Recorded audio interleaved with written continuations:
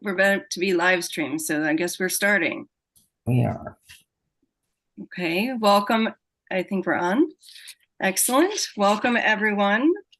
I appreciate everybody being here. For those of you, it says we're being recorded again. It says that. Okay, I'm Delegate Terrasa, as most of you know, but for those of you who don't know, I'm Delegate Terrasa, and it's really a pleasure to have all of you here this morning. Looking forward to today's discussion that focuses on mental health and wellness of our students and stable housing. And I'm going to hand it over, not yet, to Senator James. Good morning. Can everybody hear me? Yep, we can hear you. Great, because I lost my screen. But yes, welcome everybody. Thank you for coming to our second meeting of this. Thank you. Look, so just to preview that we're going to be looking at, we all know about learning loss because of pandemic, but this committee is going to take an extra closer look at the setbacks that children have experienced socially, emotionally, and behaviorally, as a result of the school closures, which clearly also affects performance in school, and then move on to some issues concerning housing, health, and education. So our committee staff is our panel from the State Department of Education ready to go? Are they ready? Yep, they're all here.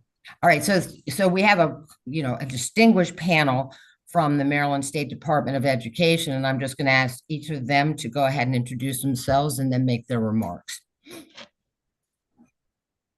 Thank you, Senator James. So I'll just open it up and introduce the staff, or kick it over to staff to introduce themselves. My name's Dr. Akila Aline. I'm the Executive Director of the Governmental Affairs, Education Policy, and External Relations team here at the Maryland State Department of Education. We also have a number of members on our staff here. I'll first start with our Assistant State Superintendent, Mary Gable. And Mary, I'll kick it over to you to introduce yourself. Good morning. And I first, above all, apologize for my voice. I'm hoping that it will hold out, but don't always sound like a frog.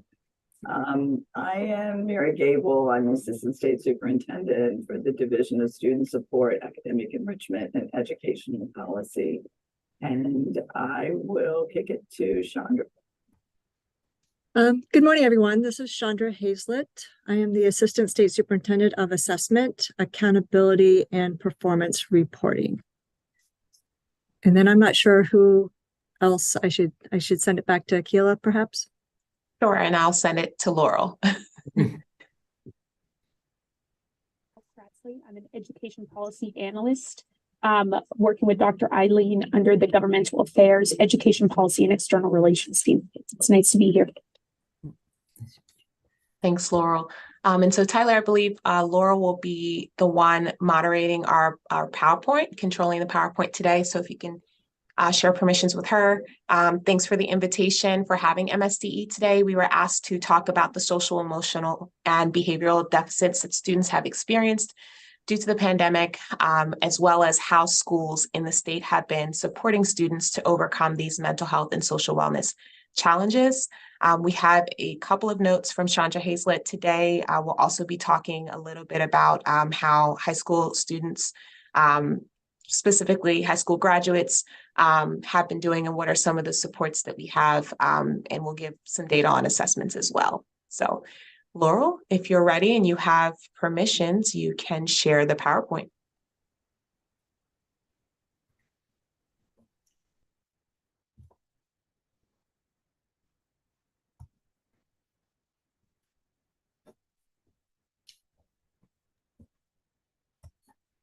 Laurel, are you able to share it, just the main slides without the notes? Not sure if it's getting.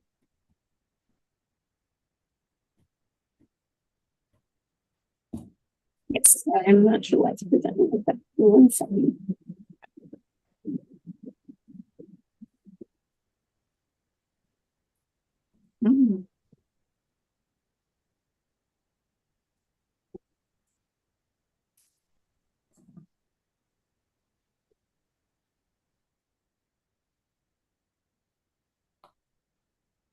This way.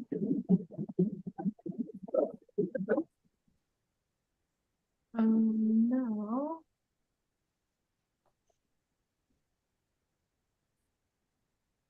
Is that better for us?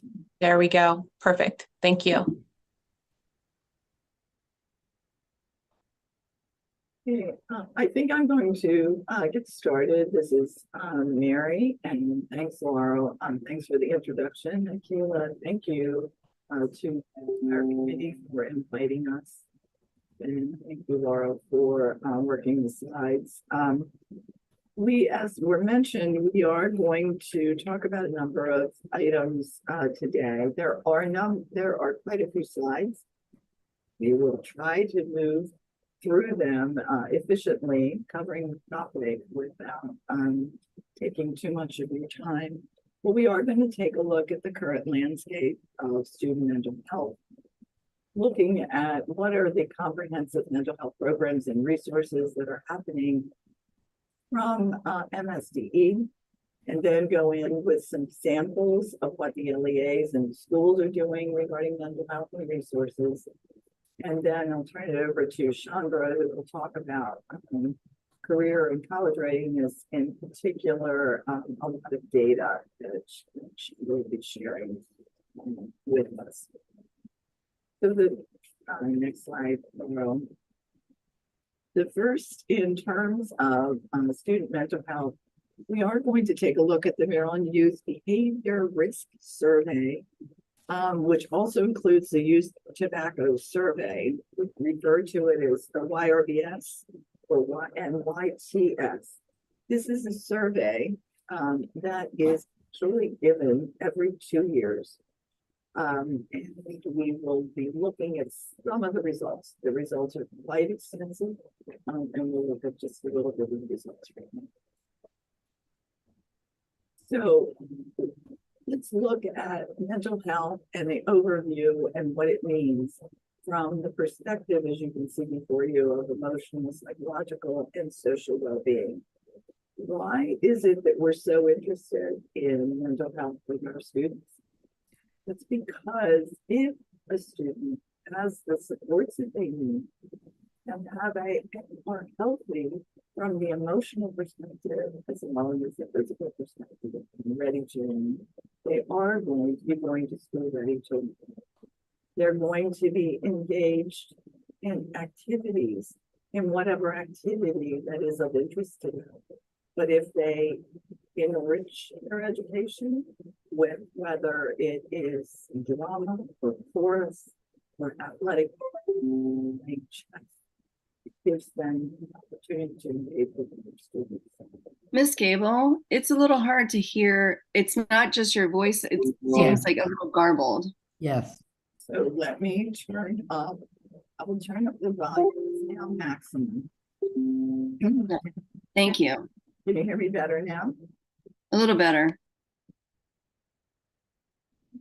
I have my volume up to 100%. Now that sounds great. Thank you. Sorry to interrupt. That's okay. So let's take a look at the youth behavior survey and just some information.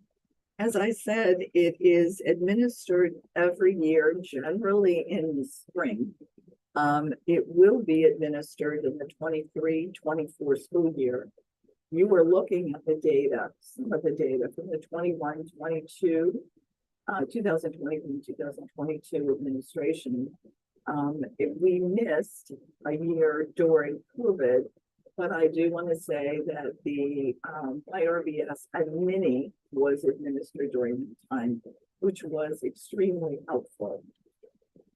The survey is administered to students in both middle school and high school, and the questions are slightly different. The questions that we're asking high school students versus the questions that we're asking middle school students, but they cover the topics that you see before you. There's some demographic data. We're looking at youth behaviors and conditions that include injury or bullying, or even diet and gambling, disability, all the items, and especially including suicide. We also look at substance use behaviors, including tobacco, secondhand smoke, alcohol, and other drug uses. And we will look and the survey covers student experiences, specifically positive behavior or adverse childhood experiences or unstable housing. So those are the questions that are asked of our middle and high school students. Again, I want to say that the results come in at the state level, and every LEA gets a copy of the results for their LEA, which the LEA is the local coordination agency, sometimes referred to as the school system or jurisdiction.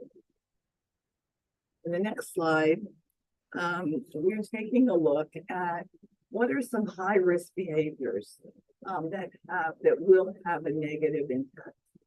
In mental health indicators, are the students experiencing sadness or hopelessness? Do they have suicidal ideation? Has there been a suicide attempt? In terms of substance abuse, you see the substance abuse topics that are before you, including tobacco, alcohol, use of marijuana, and certainly use of other drugs. These that will and can impact the youth themselves and those around them, impact families and their friends. Next slide, please. So what the mental health trends we've seen, as I said, this survey is administered every 2 years. And so we get a consistent look across the board. And we know, and that's why we're meeting, discussing this topic. We know that the pandemic has exacerbated the growing mental health issues among youth. We know that suicide is the second leading cause of death among youth and young adults, ages 10 to 13. So what about the data? The data of students indicating that they are sad or hopeless has risen 45% from 2013. It is up in students who considered suicide. It's up 29% from 2013, and you can see the numbers that reflect the data. And those students who say that they plan suicide is up 23% from 2013.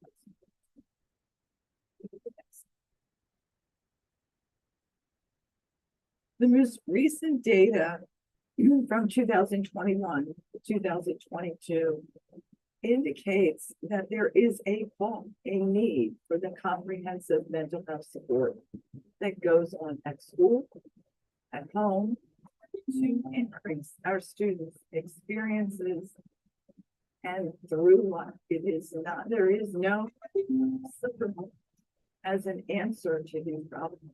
It engages students with peer supports, adult supports that at home and in school, and of course, extracurricular activities.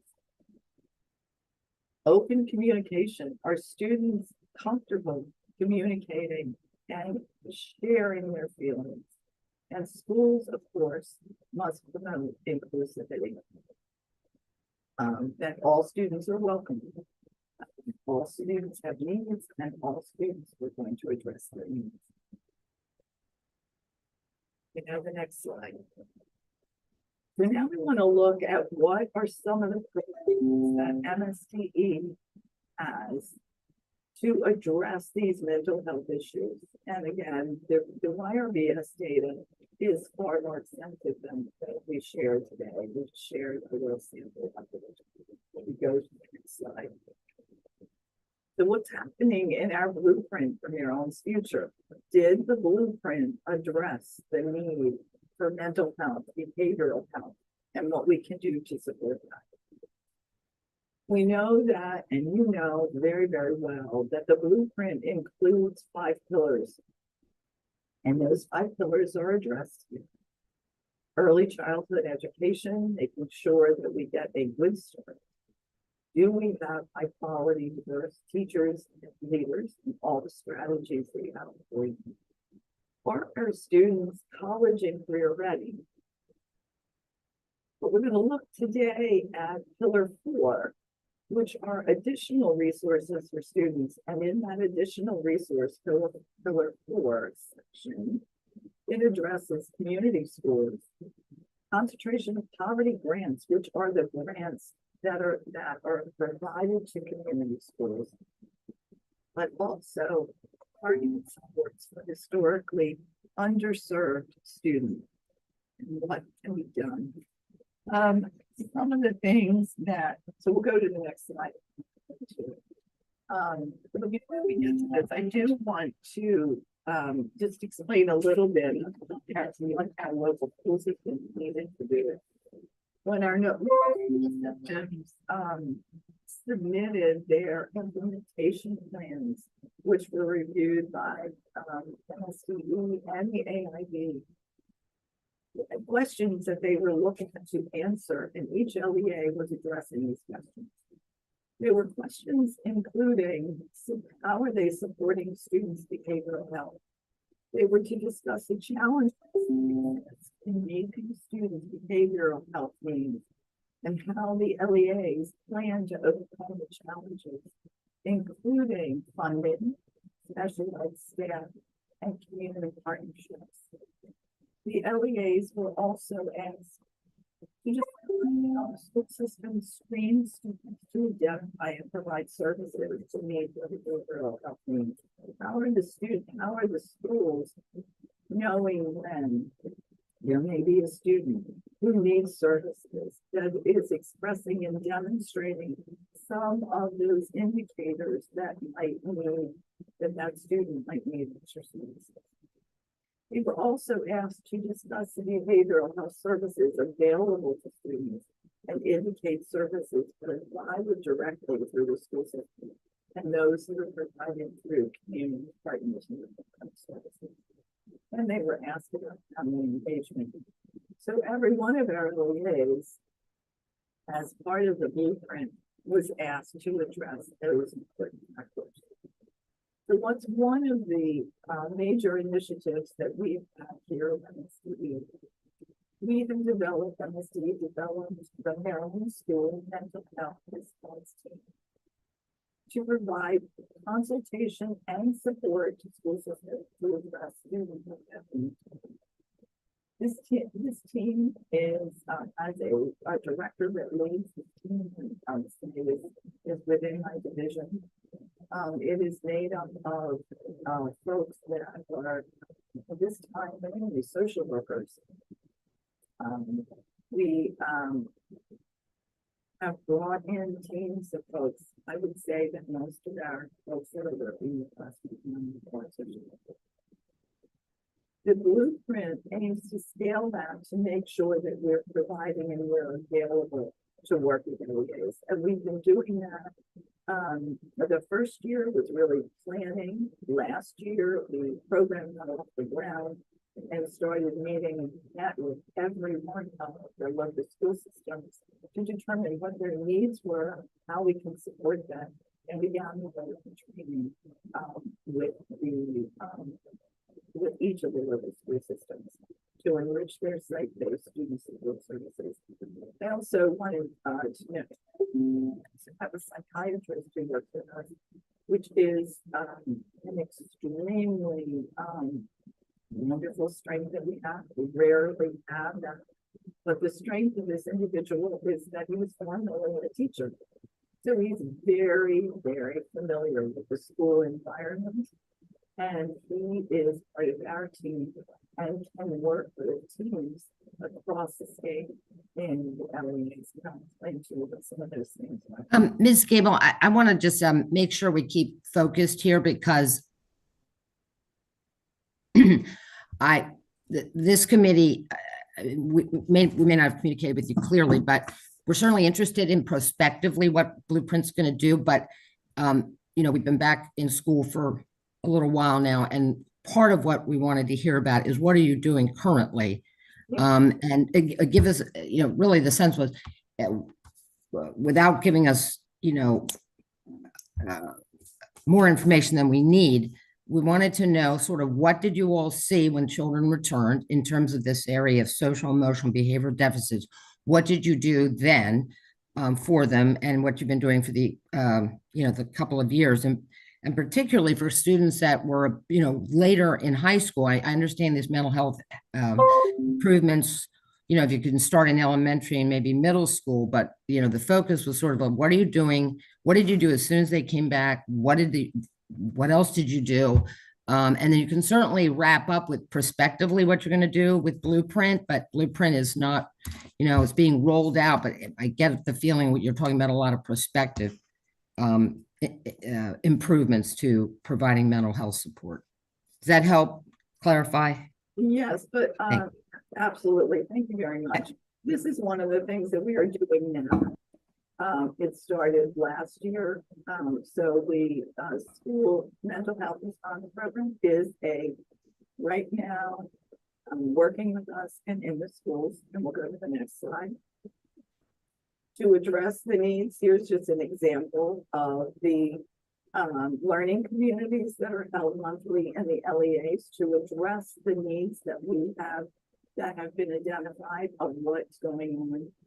Our educators, you can see the topics that have been working with each of our local school systems and engaging them and inviting them to take a look at educator well-being or managing behavior crises or family partnerships or crisis prevention or substance use in school and positive restorative approaches. So this is hopefully addressing things that are going on directly now. If we go to the next slide, please. Again, now our encounters with the LEAs, with this particular team that we have put together, we have MSDE-led targeted engagement. There has been outreach. This is the amount of things on-site crisis support.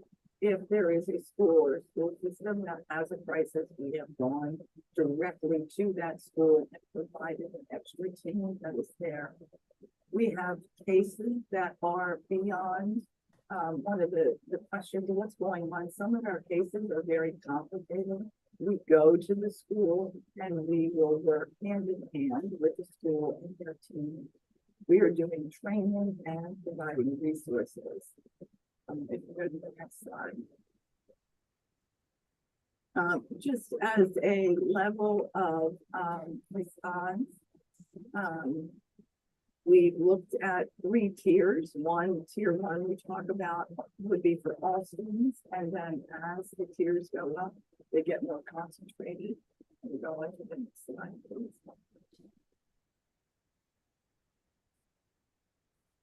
Also established that you're probably aware of, and I'll go quickly through this so we can get to what some of the LEAs are doing, is the consortium that you are, I'm sure, familiar with, that are supports, those are that are providing in the hubs and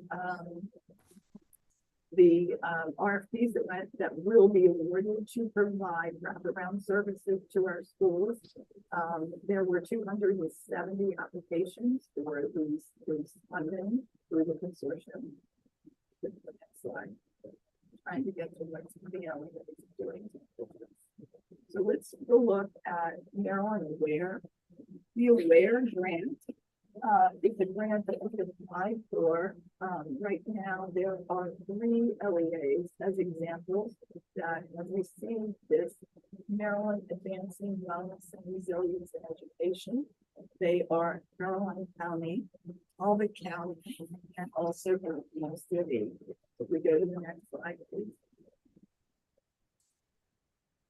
In order to address some of your questions, here is an example of what Caroline County is doing. Specifically, they provided mental health first aid and adverse childhood experiences interface training. They've provided case management to families, including resources for housing, job readiness, and food. They have had small group interventions for students at risk, and they've had family engagement. And they have 12 parent education sessions related to mental health in their system.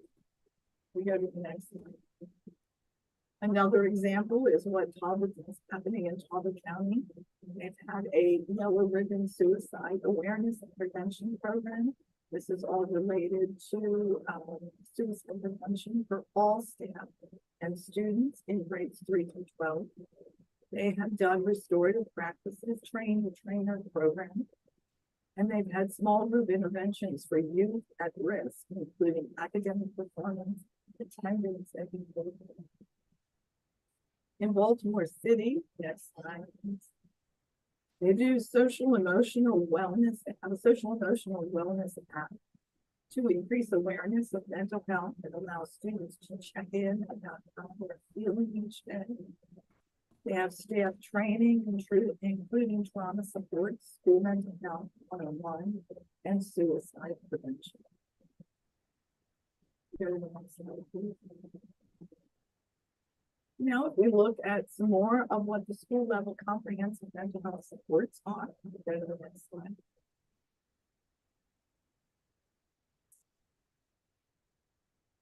In terms of our social emotional learning, this focuses on building, relationship building, self-management, and understanding feelings. Many schools are using the framework, and you see the word CASEL in there, which is the collaborative for academic, social, and emotional learning, which includes self-awareness, social skills, self-management, relationship skills, and responsible decision-making. Next. We're also doing trauma-informed approach, which is training to help school staff understand signs and symptoms of trauma and how it impacts the students' behavior development, and development. Knowing the students' trauma-informed, being trauma-informed, and approaching the students' needs on that basis is extremely important. Next slide, please.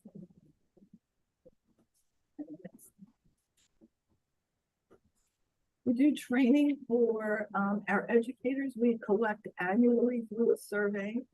Each LEA has a point of contact and provides data on how many school staff have been trained, because there's a requirement that all certificated school personnel who have contact with students on a regular basis must complete active training.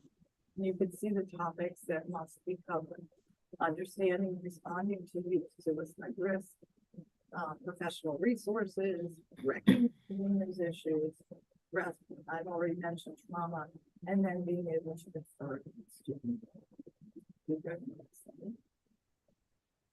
We've also done behavior or bullying data. According to our risk survey, over 38% of middle school students and over 14% of high school students reported being bullied over the past year. In our 2023, there were 5,884 bullying incidents reported during the 21-22 school year.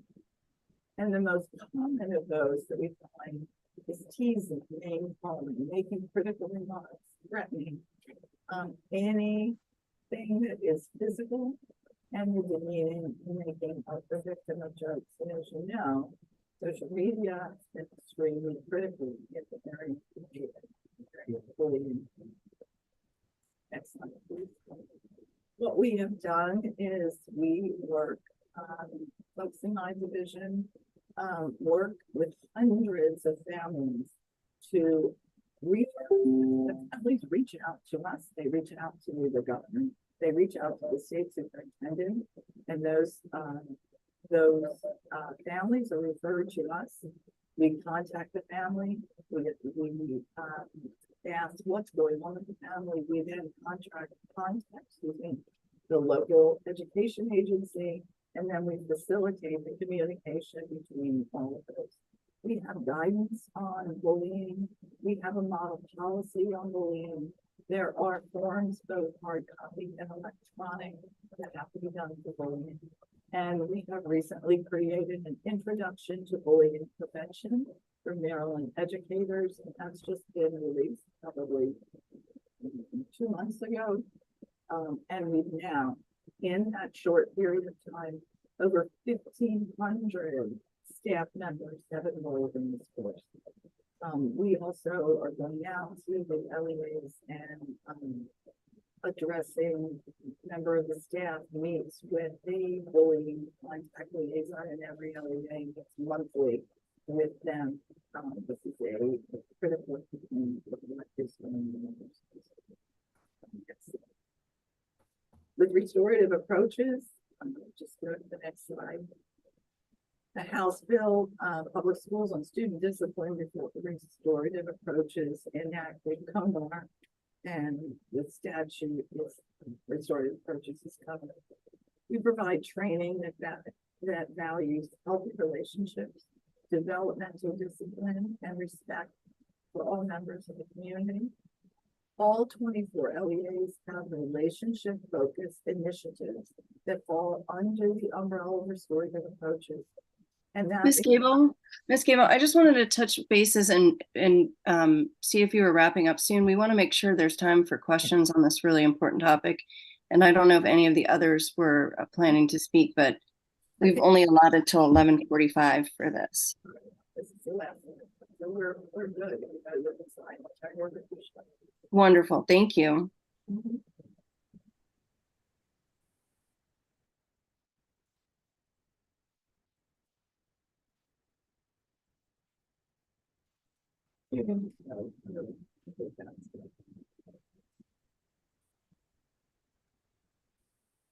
Sandra?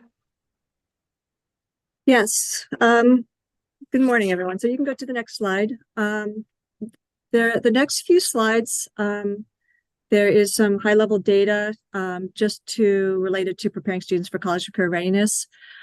This slide in particular provides just a snapshot in regards to the count of students, and what you can see that our high schools have seen an increase in enrollment. You can go to the next slide. Attendance rate, as you all know, we want to make sure our students are attending schools. And so what you have seen is that there has been a decrease in regards to attendance rate in 2022 over to the far right. And the high school is the green band. So you have seen that there's been a decrease in the high school grade span for the students attending schools. We also look at students that are chronically absent, and these are students that are absent 10% or more of their school days that they were in membership for the school. An example is that if you're enrolled in the school for 30 days and you are absent 3 days, that is 10%, and so you're considered chronically absent. And so the next slide shows the increase we saw in the percentage of students that were chronically absent. You can see that comparing 2019 pre-pandemic to 2022, in high school, you went from 28% to 37% of our students identified as chronically absent. So quite a bit of an increase.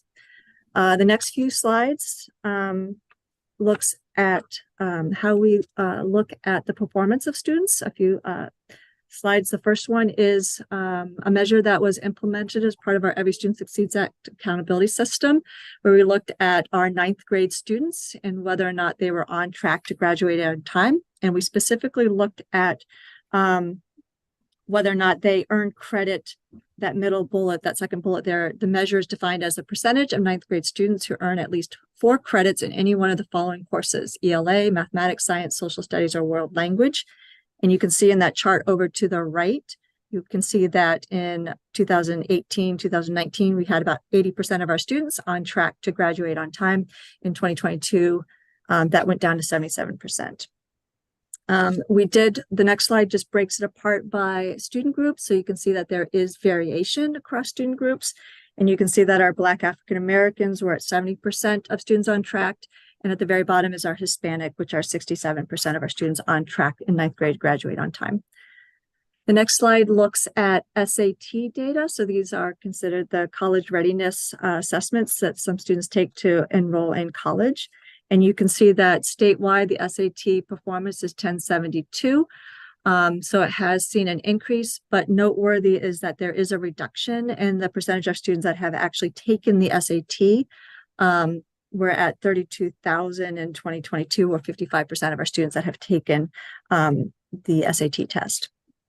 The next slide shows variation across the student groups. And it also breaks it apart in regards to math and ELA, the evidence-based reading section. So in the blue in the middle is the all students. So 543 is the mean score for the evidence-based reading or writing. And then the gray is the math score mean. And you can see that there is variation across all the student groups. The next slide is the AP exam performance data, which has been fairly consistent over time in regards to the percentage of the exams that have a score of 3, 4, or 5. And it's fairly consistent in regards to the number of graduates that took an AP exam, a slight decrease, but fairly consistent. The next slide is the ACT participation. You can see that there has been an increase in the performance. But again, what we have seen in 2022 is the slight decrease in the number of graduates that were tested or participated in the test. This slide actually highlights that many of our students graduate having completed a CTE, a career and technical education program of study, or have met the University System of Maryland entry requirements. And so just looking at a high level, 56.1% of our students graduated in 2022 having met the University System of Maryland requirements. 8% of our students met only the CTE requirements, and then 18% actually met both the USM and the CTE requirements. So that just gives you a snapshot in regards to the program completion of our students. The next slide actually highlights the Maryland Longitudinal Data System Center data. We do look at our students in regards to their college enrollment after they leave our high school. There's a lot of information here. The first pie chart on the left basically looks at our students that graduated between 2008 and 2021 and looked at whether or not they enrolled in college immediately that fall. And we're just about half of our students enroll immediately in the fall after they graduate high school. The second pie chart actually drills into that data a little bit and looks at those students that immediately enrolled in college the fall after they graduate, and then whether or not they earned a college degree by the time they reach the age of 25. And what you see is that 66% of our students earned a degree by the age of 25. And finally, this is the last section. Is just looking at how we actually look at students and their graduation and whether or not they're on track to graduate. This first slide just looks at whether or not our students earn a diploma, regardless of how many years they were in our high school. So we have 59,735 students, fairly consistent, a slight uptick in the total counts of graduates. But we also, the next slide, look at a graduation cohort, which is when we measure the first time they are a ninth grader and how many years it takes for them to graduate high school. This is another way of just seeing how students are progressing through their high school career. And so we have two measures. One is looking at if they graduate within 4 years and whether or not they graduate within 5 years. The next slide shows that trend over time. Maryland has consistently been improving over the past decade in regards to the percentage of our students graduating in 4 years, slightly above the national average as well. What we have seen is that in 2022, that did decrease to 86.3%. So there were students that were not graduating, as many students graduating within those 4 years. The next slide breaks it apart by student groups, both race, ethnicity, as well as special student groups. And what you can see is that from 2022, so the blue is the 2022, the gray is 2021. We have seen that they vary across student groups, and there has been a decrease in those students graduating with 4 years, except for Black African American students, which saw a slight increase, as well as students with disabilities saw a slight increase as well. I provided this slide for you just to demonstrate that there are particular student groups that have seen persistent lower graduation, 4-year graduation rates. This is a comparison of each of the race ethnicities over time. So looking at 2019 all the way to 2022. in comparison to the state average. And so what you can see in the middle, for example, is our Hispanic race ethnicity group at negative 14% when you're looking at a difference to the state average. And you can see that over time that has been consistently below the state average. Black African American has also been consistently below the state average or the state rate. Can you hear me? Yes. Again, just wanting to focus. We're interested in all this, but the point of this hearing today is to talk about behavioral and emotional and social deficits caused by the pandemic and how that affected students. And I'm very glad you're talking about high school, but that's sort of what I'm hoping you could focus on, because I think we do have some questions, and we really do have several other panels. So we have to be very mindful to, make sure we say the most important things as efficiently as we can. Absolutely understand. In my last slide, if you skip ahead, it just highlights the fact that some of our students take an extra year. So we also have a measure of 5-year cohort graduation rate, and that is the last slide. So I'm happy to turn it back over to the work group to address questions. Is that the last speaker? All right. So what I'm wondering about is, do you all have information that you could provide us succinctly that would show when kids returned after the pandemic? I assume you took some kind of test. I mean, you talked about the YRBS and the YTS. That was the right test to take, but you take this, you compare it to pre-pandemic, then you compare it to, right when they get back, and then, you compare it again.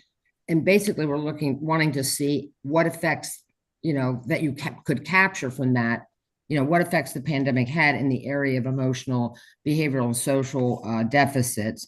And then the other thing I'm interested in is, I heard a lot about prospectively things you're going to do for mental health and some things that you were doing currently, but what I couldn't get any handle on is data that showed whether whatever you're doing, it was helpful and successful in your interventions. So I assume you want to track that and let us know whether what you have been doing is showing improvement in these 3 areas.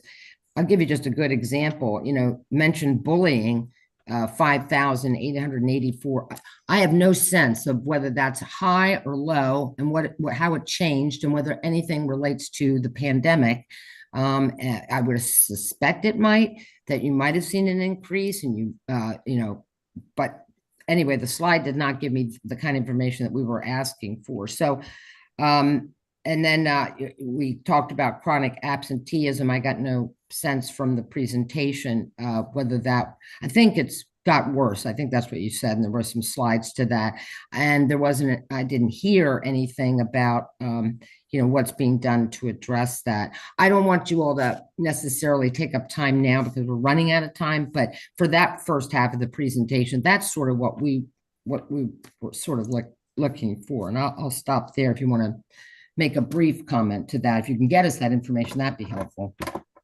Yeah, and Mary, it looks like you're going to respond. I do want to just sort of preface by saying the request that we did get was very broad and very general. And so, to the defense of the team and the staff here that presented, they did pull together some slides, but the request was pretty broad. But we are happy to go ahead and make sure that we get those responses to you, Senator.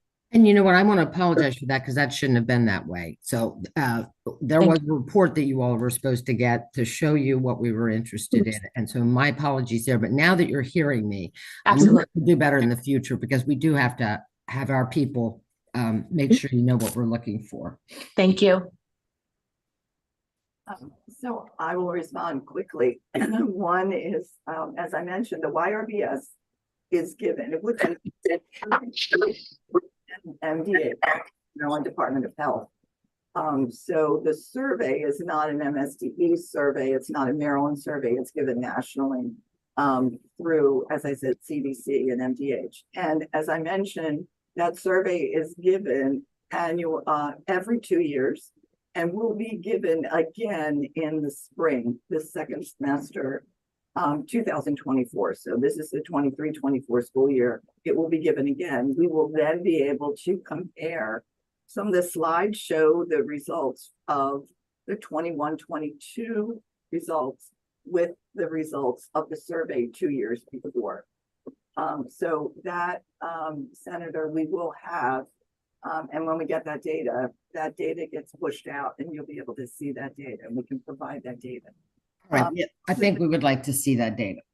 Absolutely. And we also, because it's state data and LEA data, and I personally package the LEA data to make sure each superintendent gets their own data. And then they can use that to determine programs that they're doing within their school.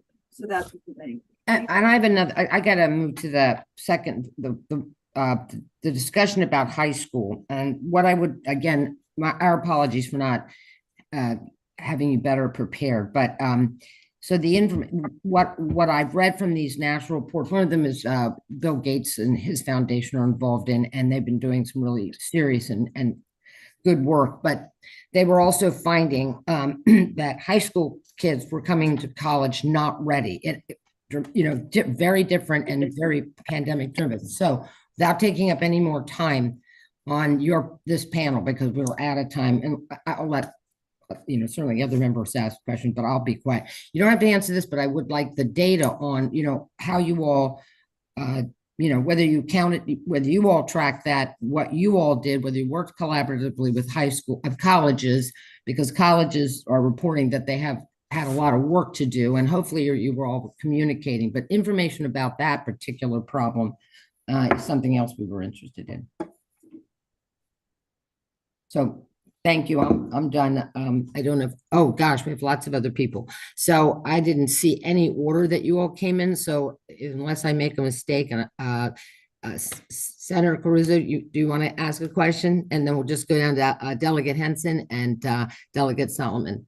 Thank you, Chair James, for putting this briefing together and the focus on mental health. And just as background, I'm also a member of the Senate Education Committee. So during the presentation, it was mentioned that, the blueprint does address mental health challenges.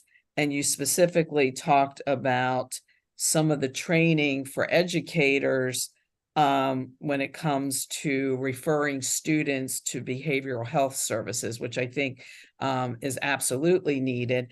And my question is, along with giving educators that training to do the referrals to behavioral health services, from my interaction with principals and teachers, and knowing that, there is a focus on the restorative approaches, but what I was also hearing from my teachers and principals, in some cases, in order to balance the mental health challenges or behavioral health challenges with one student who needs services versus the other students who may have some disruption to their learning, in order for the one student to focus on the one student. Is there also some training or some interaction with the LEAs on what type of services could be provided that would benefit all students if the student was being able to be provided those services in either an alternative location in the school or an alternative location within the school system, when you do talk about the referring students to behavioral health services? Senator, I'll try to answer your question, but it's a complicated answer. So I think you're looking at students who need services and students who are trying to learn within the classroom environment. Each of the local school systems, number one, we are working very specifically on behavior interventions and working with the local school systems, and we'll be providing training on what behavior interventions that we can push out that teachers can use. Number one.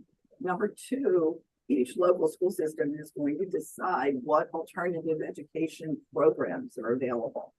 Many school systems have alternative schools that may be for a short period of time or maybe longer to address and try to meet the students' needs, to help them get those skills that are necessary so that they can return to the regular environment in the system. So and there's also models of discipline that have to be addressed and that are addressed within the schools. So it is a complicated answer with all the children that have all the needs, and then what the local school system, because the answer is really right there at the school as they try to address what services are available to them. And just one quick follow-up and I'll wrap up. But Ms. Gable, I do appreciate that. And I guess, my request would be that as MSDE works with the local school systems to, providing them training to steer students to health services, and, knowing that there's a restorative approaches, that's one option. But when we hear teachers and principals say, the alternatives, the alternative classroom or the alternative choice could be a win-win for both that student and for the other students. Plus, just one of the comments you made, what I have heard from some of my teachers is that some of those students who go into those alternative classrooms or locations actually start to excel there and don't necessarily want to return. If they're doing well in that setting and they're on track, it may not be a push to push them back in if they're actually on a track to success there. So I'm just asking for kind of an openness to our approaches when we work with our local school systems. You're correct. In any case, it's the best environment.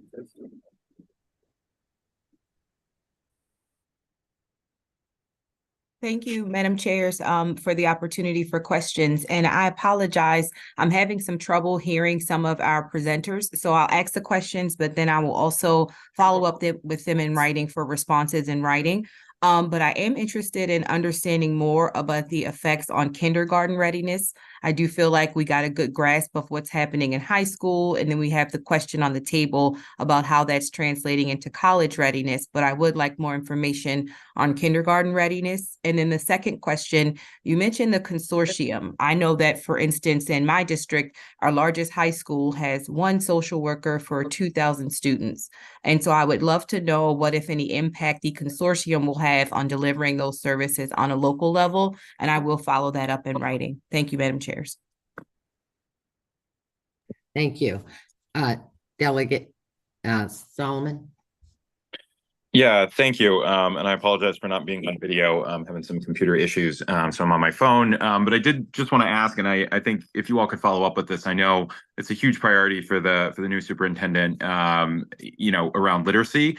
It's great to see the data on graduation, but I think if most of my colleagues don't already know it, our state literacy scores are really atrocious. And this was pre-COVID. We went from 40% of our students reading at a proficient level in the National Assessment of Educational Progress, the NAEP scores, down to 20%. And again, this was pre-COVID. So I know it's a top priority for the new superintendent to address literacy. I know a number of us have started talking about it, so would love to get write up of. I know it was something that the former superintendent was working on as well, of what's being done around literacy. And if you all could follow up with that, I know time is short. So thank you. Thank you, Delegate. And I have to say, I'm right with you there about the literacy, and I've been working with my local schools as well on the very poor numbers that we have and what we need to do to go forward. We could do a whole briefing on that, and we might, right? That's well worth it to spend a whole afternoon on that topic. To the panel, can you all make sure that you provide to committee staff the PowerPoints, because all the members are interested in getting your PowerPoints? Yes, ma'am. We will definitely send that over. Okay. All right. Well, thank you all very much. And Delegate, I'm going to turn it over to you to go to the second half of the presentations today. Thank you, Senator. And if they could also provide the responses that they have for everyone to staff, so they can share it with us. Yes. So just really briefly, because I know we're running behind here, but the second topic is one I'm particularly concerned about, and I'm glad we're talking about it with the blueprint. and mental health and trauma, and talking about trauma-informed care, trauma-informed education, because we continue to have housing instability, some of which was brought on by the pandemic, but much of which predated all of that. And I worry that the efforts that we're putting into both the education system and the healthcare system could be more productive, more helpful, more effective if the kids that we're teaching are not dealing with issues relating to housing stability. So without belaboring, I have a lot of thoughts on that, but I'm really pleased that we have Carrie Lowry and Matt Smith here from the University of Maryland Law School Legal Clinic. They're here to shed, and Carrie is the Deputy Director and Director of Grants and Research for the Network for Public Health Eastern Region. There's a lot more I could tell you about them, but let me turn it over to them. And then we have another panel after that, which includes members of the Youth Advisory Board. So let me turn it over to, I don't know if Carrie or Matt, we're going to speak first. Youth Action Board. Ms. Lowry. Yeah, go ahead, Ms. Lowry. Thank you. Good afternoon, Delegate Terraza, Senator James, and members of the committee. As Delegate Terraza noted, my name is Carrie Lowry, and I'm the Deputy Director for the Network for Public Health Law's Eastern Region, which is housed at the University of Maryland Carey School of Law. I also work with our law school's Public Health Law Clinic. And I wanted to thank you for inviting me to share information on how stable housing impacts physical and mental health, and by extension, a student's ability to learn in the classroom. So I'll speak for about 5 to 7 minutes and then turn things over to my colleague, Matt Smith, from the law school's clinical law program, who will share some specific examples of how housing instability is affecting Marylanders who find themselves in court. So research has shown us that education is a powerful social determinant of health. And judging from its significant investment in education, this committee understands that education gives people the tools that they need to lead fulfilling lives and to contribute to their communities, because it improves access to quality health care, it empowers people with the health literacy that they need to make sound, preventative, and behavioral health choices, and it increases the likelihood of finding employment that pays a living wage, and it increases the chances of living in a safe, non-polluted environment. None of these benefits, however, extend to a child who does not have the tools to thrive in school, because either their living situation prevents them from getting to school consistently, or the conditions in which they live make them physically sick. The National Center for Education Statistics reports that attendance is critically important in student achievement, and evidence of the association between regular school attendance and academic achievement can be seen as early as kindergarten. In fact, a recent study by Romero and Lee found that absenteeism in kindergarten was associated with negative outcomes, such as greater absenteeism in subsequent school years and lower achievement in reading, math, and general academic knowledge. Researchers at the University of Michigan in 2018 found that housing instability is by far the greatest predictor of students' chronic absenteeism from school. Economically disadvantaged students were chronically absent at 3 times the rate of their higher income peers, at 24% compared to 8% respectively. Students without stable housing have the highest rate of chronic absenteeism of any group at 40% in Michigan, 2.5 times of that state's average. In Maryland, according to the National Center for Homeless Education, between the years of 2019 and 2021, which were the study years for that particular effort, the percentage of students who were experiencing homelessness and chronically absent was over 50%. Housing instability and displacement have damaging health consequences that can last for lifetimes or even generations, and families grappling with housing instability are more likely to report poor health, high blood pressure, depression, anxiety, psychological distress, and childhood disease and mortality. Adults who have been evicted, for example, report higher levels of economic hardship and are more likely to lose their jobs. Those who are rendered homeless often experience food insecurity, trauma, and substance abuse disorder. Children who endure early age transients often struggle to build friendships. They fall behind in school, and they're more likely than their peers with stable housing to develop behavioral problems. The impacts of housing instability extend beyond individual households to whole communities, making it difficult for residents to invest in their homes, to form social relationships, and to really thrive in neighborhoods. So unstable housing really does disrupt the fabric of entire communities. Really quickly, I'm just going to give you a few examples of studies that demonstrate the strong association between stable and healthy housing, health, and academic achievement. So in 2022, Kornblue et al. Found that students who experienced housing insecurity and homelessness were more likely to have a lower GPA, as well as poorer mental health outcomes. In 2017, a study by Rawlings and others found that children growing up in poor quality or inadequate housing, which was measured by structural quality, hazards, indoor climate, and crowding, experienced higher levels of depression, anxiety, and aggression, worse emotional and behavioral functioning, and lower cognitive skills from elementary school all the way through young adulthood. Coley and others in 2013 found that poor physical quality housing, such as leaky roofs, rodents, broken HVAC systems, was associated with adverse effects on adolescent math and reading skills.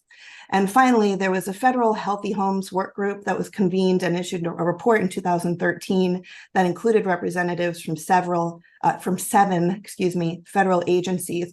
And they reported that substandard housing was associated with respiratory illnesses such as asthma, which lead to childhood disability and chronic disease and harm children's school attendance and academic performance. Specifically, the group found that an estimated 39% of asthma diagnoses for children younger than 6 could have been prevented by addressing and eliminating the environmental causes such as dander, mildew, and poorly working stoves and heating systems in their homes. There are many, many others, and I would be happy to share some resources with the committee. There are some excellent ones from Schoolhouse Connection, Habitat for Humanity, my own Network for Public Health Law, and many others if that would be of interest. But in the interest of time, I would like to turn the floor over to my colleague, Matt Smith, who will share how some of these issues are playing out in very real ways in Maryland courts. Yeah, thank you so much, Carrie, for all of that statistical context. And I do want to give some really specific examples of how Maryland law is currently written and how it impacts the families that I deal with every day. Just to give you a little, just very, very quick background. I teach in the clinical law program where I am an instructor in the eviction prevention clinic. So I have a caseload of my own, as well as I supervise law students who are handling some of their first cases in the eviction context. So one of the most alarming things that we tell our students at the start of the semester is that in most jurisdictions in Maryland, most counties, there are more eviction filings per year than there are rental households, which already is a pretty big red flag for a system that is clearly not functioning as was designed. So the impact on families for that, and just to be clear, most of those cases don't result in an eviction. A lot do, but the majority do not. But the result is that families get trapped in a never-ending cycle of court appearances, court notices, and have the sort of pendulum of eviction constantly hanging over their head, creating stress, and that trickles down to children. So, for instance, and I guess the law that I'm referring to in particular, if you want to look it up, is Maryland Real Property Article 8-401, which allows the landlord to file a failure to pay rent action anytime the tenant is late on rent. There is no minimum. You can file a failure to pay rent case for $20 if you want. And there is no minimum number of times you can file. You can file any time the tenant is late, meaning a landlord could file 12 failure to pay rent cases a year, and many do. A specific example of a client that I have right now is there's a client. She is a grandmother, has 2 children who are school age. They're both in high school, 2 grandchildren, that is. And I am representing her at the end of this month in her 23rd failure to pay rent case. She's only lived in the home for 4 years, and there would be more cases were it not for the eviction moratoriums that stopped her landlord from filing for about a year.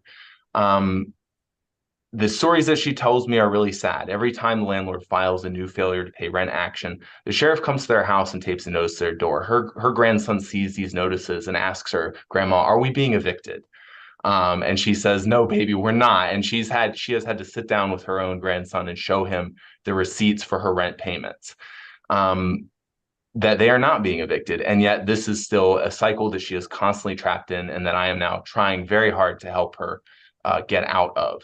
I've represented her in the last 3 failure to pay rent cases, well, last 2, and we won both with representation. She won, and it was demonstrated that there isn't rent due.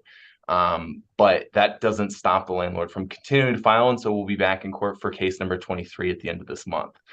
One other specific anecdote about that client is that when the landlord files a failure to pay rent action, eventually there becomes an eviction deadline, whereby whatever amount the court determined was due at the hearing, the tenant has to pay what's called the right of redemption.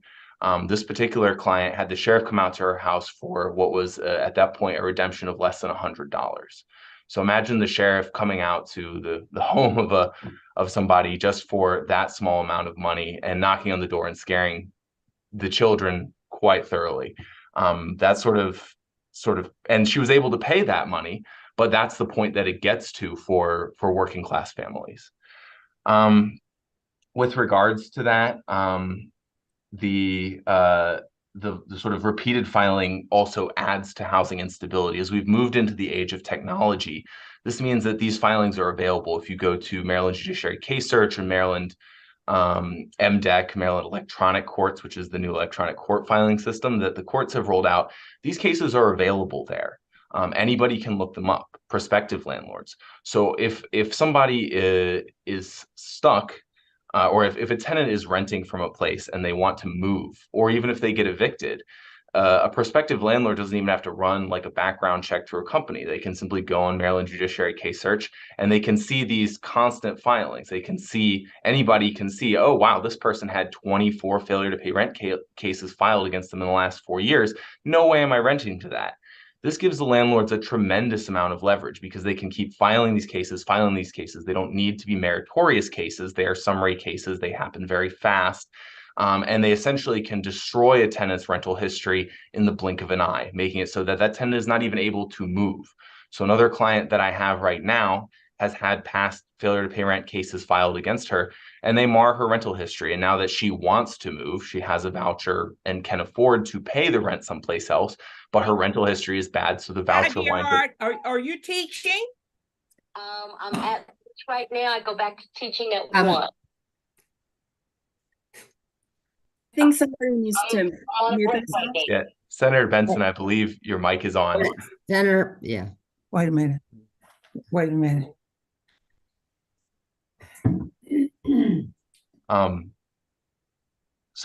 So I guess what I'm saying is that the sort of system that allows these serial filings also really inhibits the ability to move, the ability to rent. They make their ways to credit scores. It becomes quite problematic. So, I mean, if I were to suggest any policy solution, this is a very broad stroke suggestion, is that there needs to be something that limits the number of times that landlords can file, as well as limits how often and when those sorts of filings are available to the public to then interpret and hold against that person. Another thing that I am seeing frequently, and we actually, thanks to Carrie, we had a short-term a partnership for several years with the Prince George's County Schools, where we provided, the students in the clinic provided legal advice to families that were referred to us by the social workers in the Prince George's County Schools. We saw the students were, quite frankly, my students were aghast. The students are coming to me saying, like, is this really how it is? And the answer to them is yes. Rents are rising, and there's really very little even that we as attorneys can do. If somebody's behind on rent, the current system does not provide a lot of help. Most of the rent assistance that came from the pandemic has dried up. So in the earlier years before I came to law school, when Carrie was running the clinic, the law students did a lot of work helping the tenants who are behind on rent navigate the moratoriums and apply for rental assistance. By the time I took over the program, neither of those things were things for my students to do. And so my students mostly were simply advising the families about really what their eviction timeline is like and what their deadlines are to come up with the money, which is very disheartening conversation to have over and over again. And it was a valuable learning experience for my students, but still very hard for me to watch them learn how cruel and unkind the eviction system is to families. And the amounts of rent that people fell behind, the amount of rents that had been raised in the post-pandemic period that the families were reporting to us were quite substantial. And I think one of the other really difficult things that I think is a very small policy fix is that outside of Baltimore City failure to pay rent cases, there is not a law that requires landlords to disclose the date and time of eviction, and the sheriff's office is not required to disclose it either.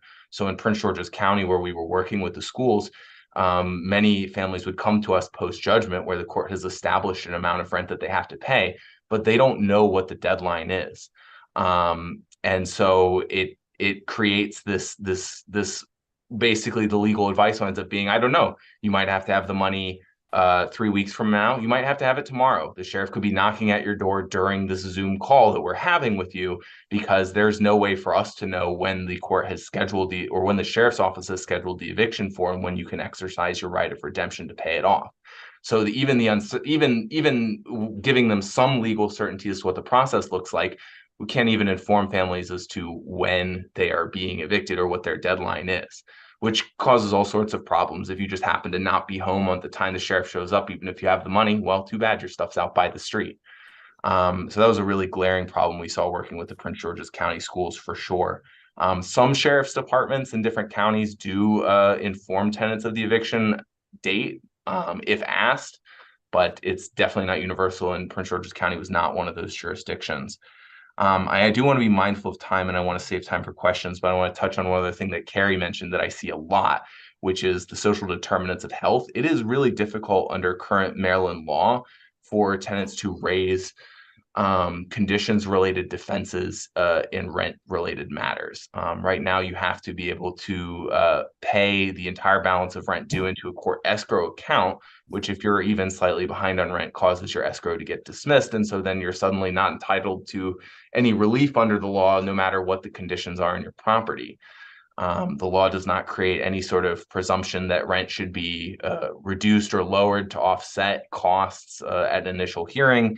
And so many people wind up simply being unable to hold their landlord accountable, especially if there's any problem with them paying rent.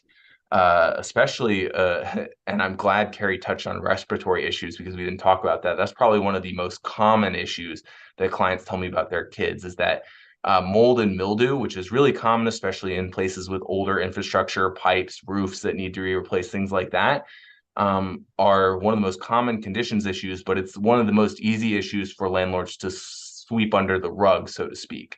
You can paint over mold, and that's one of the most common things that landlords do, is they paint over the mold, they patch up where the water intrusion was, but they never remediate the water damage in the mold that grew behind the walls or in the vents or in the roof or in the ceiling.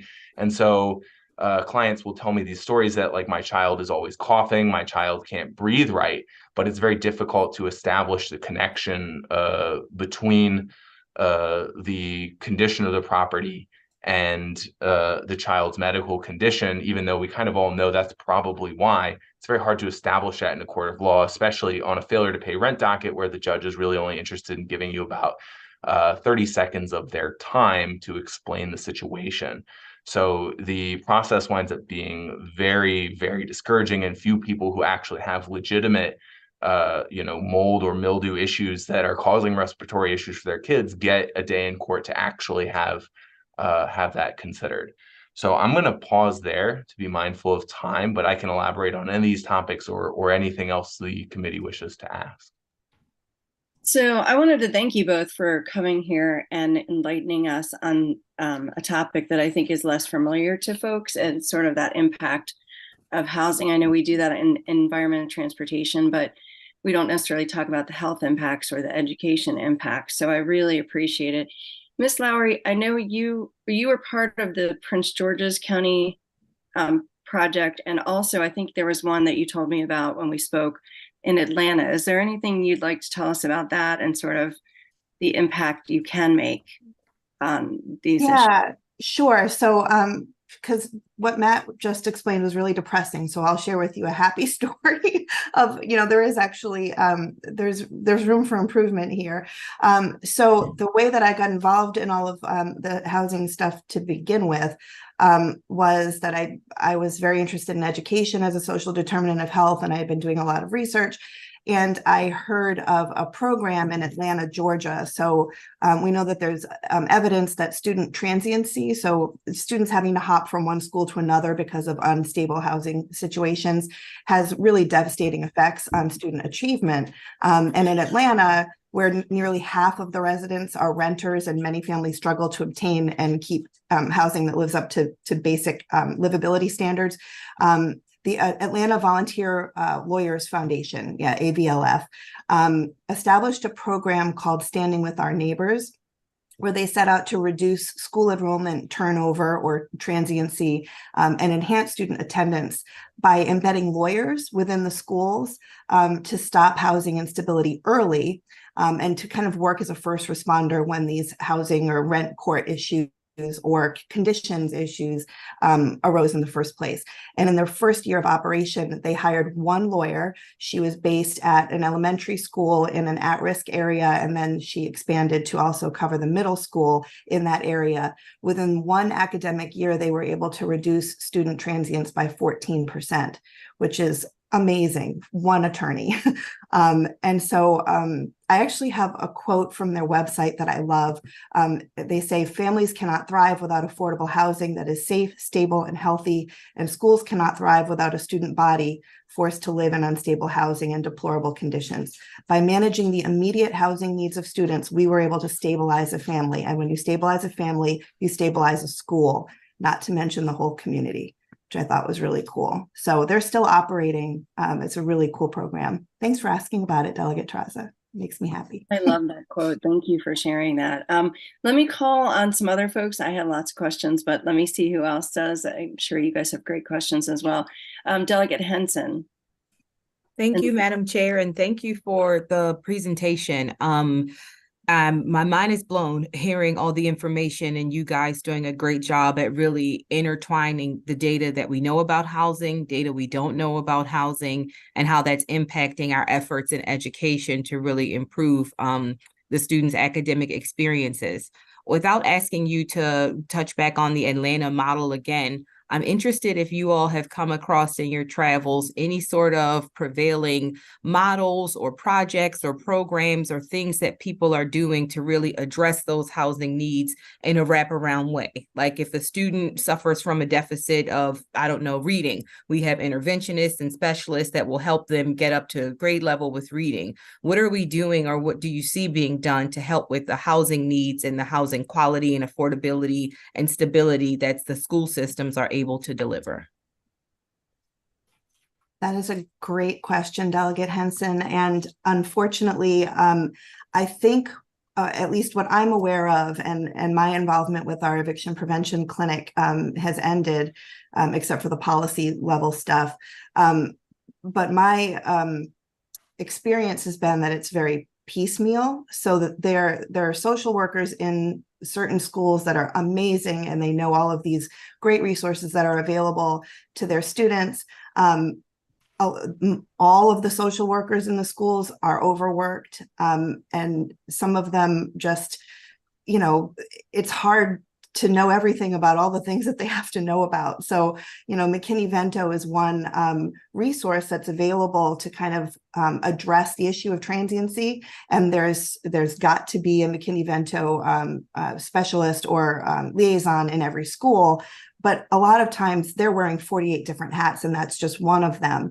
And so kids just fall through the cracks. And so I'm not aware in Maryland of any kind of unified effort to try to address these kinds of problems. And Matt, you're in court every day. So are you aware of any kind of program like what AVLF has done or any kind of concerted effort to address the problems? Well, I think there's, I mean, at least from a legal angle, there's one of the biggest problems that people face is connecting to legal help. And I think that's particularly what Carrie and I were working on with the Prince George's County Schools. And I think that was a good model. I think we did reach a lot of people who otherwise wouldn't have spoken to us, and especially non-English speaking communities.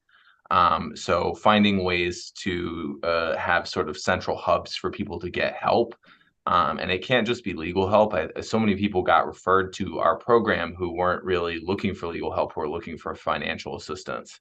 In fact, we were really overwhelmed, and I would have to screen out like 100 people a semester that were looking for resources. So I think one of the other things that needs to happen, and that I've seen some experimentation around with, is that when resources are provided, they need to be provided at the places where people need them. Like, people go on a hunt now and have to call like 30 different legal services organizations for legal help, and then call 30 different places to see if they do rent help. It kind of all needs to be in the same place. Baltimore City District Court did a program with United Way earlier this year, where United Way was doing their rent assistance applications like there in the courthouse, and they ran out of money, and so they just stopped doing it. But I thought that was great. I mean, I think, and right now, like, they're in Baltimore City District Court, there are day of court representation programs where lawyers are helping people in the hallway, but there's no corollary for that for either rent assistance or any other social services. So meeting people where they are, I think, is the best way to do that. So the schools were one avenue to that, and that we connected to a lot of families who are looking for help through the school social workers. And also actually offering the help at the place where the help is needed makes sense too. It doesn't make sense that somebody who needs rent assistance goes to the court and then they have to go to the completely other side of their county to go to social services or to go to a charity or what have you. Thank you very much. And Madam Chair, if I may be permitted a quick follow-up. Thank you. Matt, you mentioned how the laws that exist in Maryland when it comes to poor housing quality, getting people the services they need to get those properties remediated, to make it healthy housing. Can you touch on how, if at all, our laws that we have are impacting our ability to do that, and how that might be impacting the health and the education outcomes for our students? Yeah, of course. Well, I think the primary mechanism, like if you were to Google it, which is how a lot of people are going to come to their legal information, is that, and for instance, at the Maryland Court's website, it's going to tell you to file a petition for rent escrow, which is a long, onerous process that oftentimes involves multiple court hearings, involves being able to pay 100% of your rent current every month into a court escrow account. And it also, outside of Baltimore City, requires the tenant to be able to prove every condition themselves, which is very difficult to do if you're representing yourself. And most rent escrow petitioners are low-income tenants who cannot afford housing. And for instance, the existing access to counsel and eviction laws does not give funding for affirmative escrow cases. It was excluded from the bill. So getting a lawyer to represent you in the complex rent escrow process is very difficult if you don't have the funds to hire one, or you're not lucky enough to live in a space where there is a nonprofit that has some separate stream of funding to offer you that. On top of that, for instance, to touch on the mold issue I mentioned, if a lot of times tenants can prove things very easily if they can show the judge a picture of it. But if you can't show the judge a picture of the problem, of like a hole in your ceiling, how do you establish that the condition is real and that it exists and that it's impacting your children's health? At that point, you need to bring in 2 expert witnesses. I actually talked to some doctors here at the university about this to try to see if it was feasible for me to do in my cases, and it was very difficult. So essentially, in order to establish the causal connection in a legal setting between a child's respiratory issues and the conditions of their property, you basically need an inspector with qualifications to actually physically go to the home to verify it. And then 2, you need a doctor who's diagnosed the child and says it's related. So even though anecdotally, or not, even though it may seem pretty clear to the parent and say, well, we never had any problems at the last house. I bring them to this house. There's a huge water leak. Landlord patches up the water, but ever since my child can't breathe, everybody knows that's the likely there needs to be more mold remediation done in the house to make it habitable for that child, right? But in a court of law, that argument does not cut it. That does not meet any legal sufficiency tests. Thank you, Matt. I appreciate the insight. Thank you, Madam Chair. You're very welcome. Thank you for your question. Okay, Senator Hedelman, I think you're up next. Thank you very much, Madam Chair. I want to follow up on this course of conversation because I'm working with a House colleague on a piece of legislation that actually would address many of these issues by looking at where our most vulnerably housed children are in our school system through our community school program.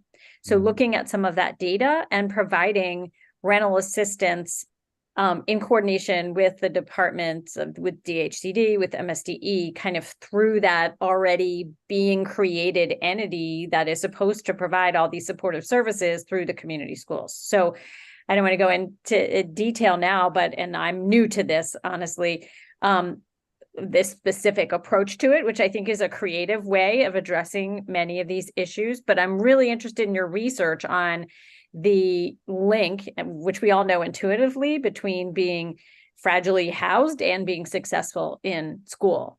So I would love to follow up with you afterwards and just thank you so much for your work. I've been more involved on kind of the eviction side, but now very much interested in both of your work. Thank you. Thanks, Senator Hedelman. That's a great approach. And actually, our partnership with Prince George's County Schools was through their community schools program. So they were able to fund the clinics that we ran. We held them in the basement at CASA in Hyattsville for their families who were enrolled in their community schools. So it's a very logical partnership and a really logical way to get to the kids who are most at risk. Great. We'll follow up afterwards, and because I'd love to know more about the Prince George's effort too. Thank you. Thanks so much. Thank you, Senator Hedelman. And I don't see any other questions. I know I have a lot of more questions, but I will contact you guys off when out of this setting, because I want to make sure we get to our last panel. So thank you guys both very much. Our next panel is Chamoya Gardner, and who's the Executive Director of Strong Schools Maryland. And she has with her students from the Youth Advisory Board who can speak directly about the intersection they see when a young person is homeless or housing insecure and still in school. So thank you, Ms. Gardner. If you could go ahead and however you would like to proceed. Thanks very much, Chair Terrasa, and the members of the Baltimore City Youth Advisory Board will be speaking just about as soon as I finish. So if I can share my screen, which I believe I can, I will get straight to it. So again, Chamoya Gardner, Strong Schools Maryland, you all very likely are familiar with us. And in the event that you're not, we came into existence essentially in response to the formation of the Kerwin Commission. Our current mission is focused on advocating, building power, and sharing information with folks so that we can all participate in the co-creation of world-class public schools. Those are some specific areas we're focused on right now, particularly ensuring the full sustained funding of the blueprint as it is so vital. And moving forward, let's talk a little bit about the conditions of young people in the state of Maryland. And so when we consider this, it's pretty unfortunately aggressively clear that Maryland is average. We are middle of the road, middle of the pack as we tend to keep finding ourselves. And so when it comes to things like having access to high quality education, health, economic circumstances, and housing resources, the very things required to lead a happy and liberated life in Maryland, we notice that our children are not there. 14% of children in the state are living in housing below the federal poverty level, and 31% of children are in homes where there are extremely high housing costs. And the reason I bring this up as opposed to direct housing insecurity or homelessness itself is because we're talking about people who are on the verge. It's important that we look upstream as to the factors that are causing circumstances that have been highlighted by other panelists. It is absolutely worth noting that child welfare advocates in particular, especially those focused on the needs of young people in foster care, in the Department of Juvenile Services, et cetera, the advocates across the state are frankly drying up. Advocates for Children and Youth used to be one of those places where you could ensure there was some professional advocacy. It no longer exists. And similarly, as the professional advocacy space sort of dries up, we also see a dearth of available data. And that dearth of data masks the inequities that we know are constantly true. Black and brown children, immigrants, new arrivals to Maryland, those who have difficulties with transportation or substance use or physical and mental disabilities, anyone in contact with the justice and foster care systems, and members of the LGBTQ community are disproportionately represented among the homeless and housing insecure population. It is vital that you all do what is in your power to ensure the transparency, the reporting, and the accessibility of data about young people in these conditions, because especially given the pandemic, many agencies and entities and larger visions have fallen off in monitoring how our children are actually thriving. Oops, that's all the way to the end, goodness. And so before I dive into some specific anecdotes, I want to make a couple of recommendations to you all. There are things that the Joint Committee can pursue this legislative session that may not have an additional fiscal impact, but can do a lot on the ground in order to support the overall work of addressing the impact of homelessness and housing insecurity. You can leverage the blueprint. We have local blueprint plans that have already been approved for every single one of our school systems. And in March of 2024, new plans will be due. They are 200+ pages, but I encourage you all to activate your locals, get engaged, and have conversations with them about what is in the plan, what is actually being done specifically to address homelessness and housing insecurity. And that means having conversations with your blueprint implementation coordinators. Unfortunately, like the McKinney-Vento coordinators, a lot of them are underpaid and doing multiple jobs, overworked rather. And because of legislation that failed to pass in the 2023 session, we are not really able to allocate additional funding to support those folks. So have conversations with them, assess their needs, whether they have the capacity to do things like partner with other people within the school system who are working on issues of homelessness and housing insecurity, and ensure that those connections are made when it comes to great things like community schools. And beyond that, of course, you've got to make sure that you are engaging young people to see who is already active in the community and who is potentially being maligned by folks in power. So an example of folks being maligned is who MSDE refers to as habitual truants. We don't even call them students or people anymore if they have issues getting to school regularly. And as you can see from the data on the screen, there's not a single school system in the state that doesn't have some segment of students who are habitually truant. However, the causes as to their truancy has yet to be really disaggregated and identified. And I believe that's truly vital if we're actually going to make ourselves concerned with finding solutions. Anecdotally, on the 2022 Tour for Maryland's Future at our Worcester County stop, we heard that there are racial disparities in the families who feel comfortable relying on some of the school systems on the Lower Eastern Shore to provide those supportive services for students experiencing homelessness and housing insecurity. We've been told things like schools not appropriately collecting data and not seeking the grant funds that would actually support students in the long term. So as you all are moving forward and hopefully taking our recommendations into consideration, I encourage you to have those conversations, because the lack of data essentially begets the lack of active, intentional, proactive work to make sure that we're stemming these issues further up the pipeline.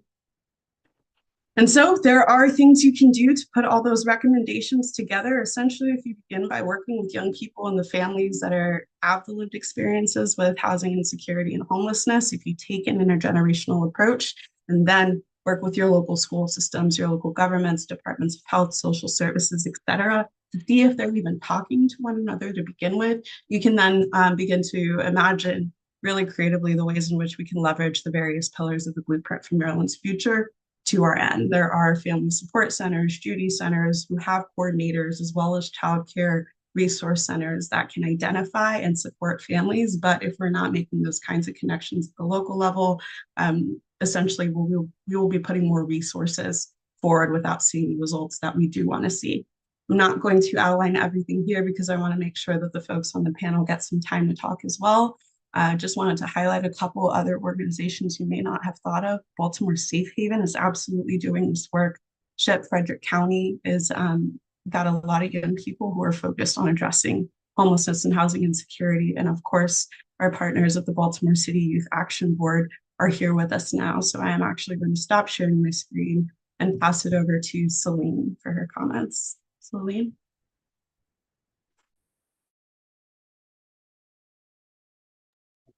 Hello, everyone. My name is Celine Lewis. A little background. I'm the treasurer of the Baltimore City's Youth Action Board.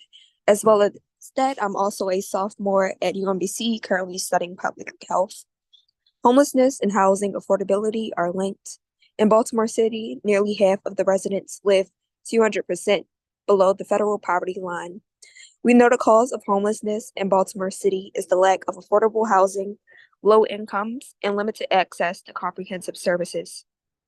I know this is a conversation on the impact of housing instability and the effect it has on health and education, but I would like for everyone to switch their perspective to better understand the intersectional impact that systematic racism has on social determinants of health in Baltimore City. Systematic racism largely impacts Black and Brown communities in the city when accessing affordable housing, school system funding, access to support, job opportunities, and adequate health care. Ultimately, these disadvantages disproportionately affect BIPOC in our city. In addition, we know that neighborhoods and the built environment is a social determinant of health. A thorough body of research links homelessness, housing instability, overcrowding, violence, and poverty to adverse effects on young children's health, development, and future school performance. Frequent, prolonged, or acute hardship in early childhood can permanently affect development of the brain and related systems. There is no better way to solve issues surrounding housing, stability, health, and education in Baltimore City than to start centering Black and Brown voices in policy making and reform. Thank you. I'm gonna pass it on to Levi now. Hello, everyone. My name is Levi Johnson. I'm the Baltimore City Youth Action Board co-chair. In Baltimore, we also face the issue of criminalization of homeless youth. This issue personally hits me a lot differently because I have experienced both being homeless and incarcerated.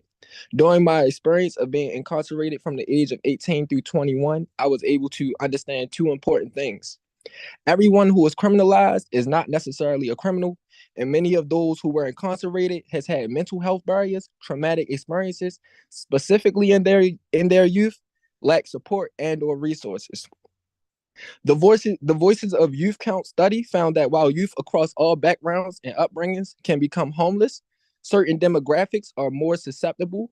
People of color, people who identify as LGBTQ, and young parents disproportionately experience youth homelessness at higher rates.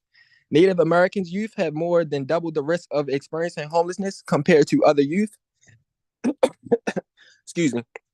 LGBTQ youth experience a 120% higher risk of becoming homeless after coming out to their families. Additionally, a person's identity can intersect with multiple demographics categories and put them at an even higher risk of homelessness. The Voices of Youth Count also found that 46% of youth who've experienced youth homelessness has also been in juvenile detention facilities, jail, or prison, compared with only 15% of the general population.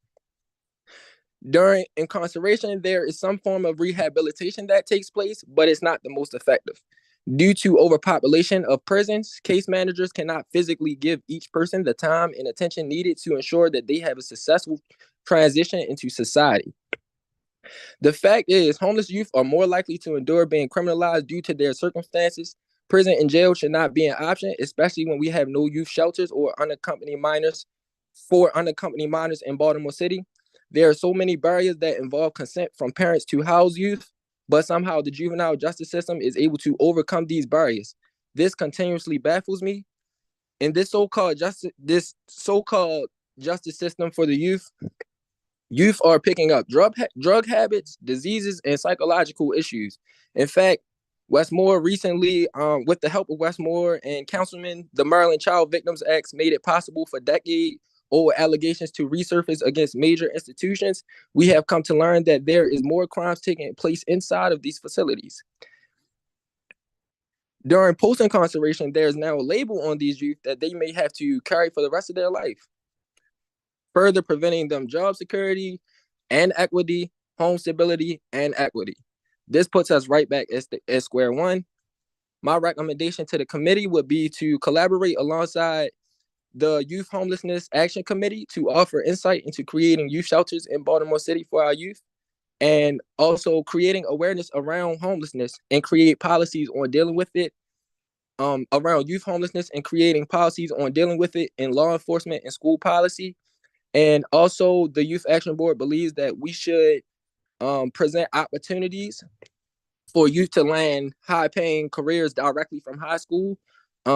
by offering them different trainings and apprenticeships, like vocational trainings, trades, and give youth skill sets that can help them survive, such as managing finances, taxes, budgeting, different things that they currently do not teach youth in school.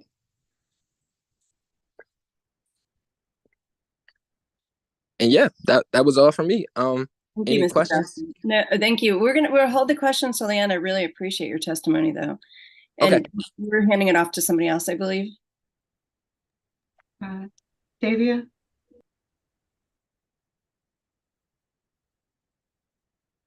Good afternoon, everyone. My name is Davia Petty, and I am the Secretary of the Youth Action Board. Today, I will be talking about the widely known issue of lead poisoning, but more importantly, how it is affecting our school systems. Lead poisoning has been linked to lowering IQs, causing severe cognitive impairments, and also the underperformance of children in school. Even though there is no safe lead level for children, 3 communities in West Baltimore have the highest known children with blood lead levels, which is 10. Even low lead levels have been known to have a negative impact on children who go into adults. Baltimore City has the highest percentage of children with lead levels greater than or equal to 5, while the highest national level is 5.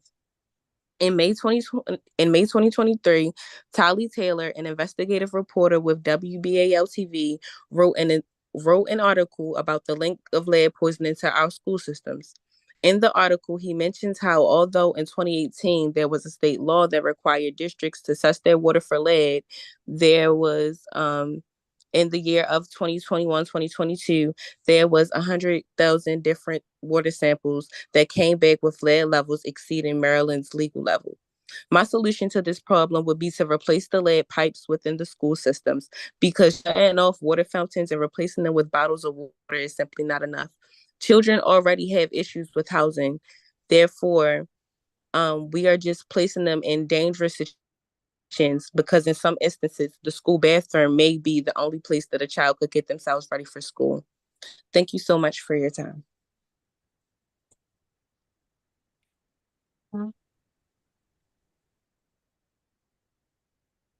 Ms. Gardner, do you have another? Good afternoon, everyone. Well, good morning. I'm so sorry for the tardiness, you guys. Life has just been life. But I would like to start with mine. Good afternoon, everyone. My name is Demel Roth, and I'm one of the co-chairs of the Baltimore City Youth Action Board. All of my life in the city, I've experienced the constant problems relating to the transportation within the city. Specifically, there are problems surrounding Baltimore City youth not having a safe means of transportation outside of the public city transportation. I was once a Baltimore City student, and I faced the hardships of sometimes not having a stable place to call home, but also not having a stable place to get to school, or be stable way to get to school. As a student, I was constantly tardy and absent due to missing buses that had no set schedules, or I simply had to wait. Being one student in this city that is 67% Black, who do you believe are the ones that are missing the buses? On the other side of you not being offered the same opportunities as county kids to get to school in a safe, timely fashion, adults have to deal with the burden of a cycle that I once experienced as a school student, and that's risk being skipped because the buses are too full, or you're on a stop full of students, and you have to deal with the possibility of being skipped as well. I don't blame the youth for the atmosphere that is set up, because we were all youth and we were all kids at one point. I'm sorry. I don't blame the youth for the atmosphere that was set up. I'm sorry, guys. I blame Baltimore City for seemingly not seeing the importance of the kids having a safe way to get to school. I blame the city for not seeing the danger of how fast and easy a kid alone catching public transportation can go missing, get lost, or simply abducted.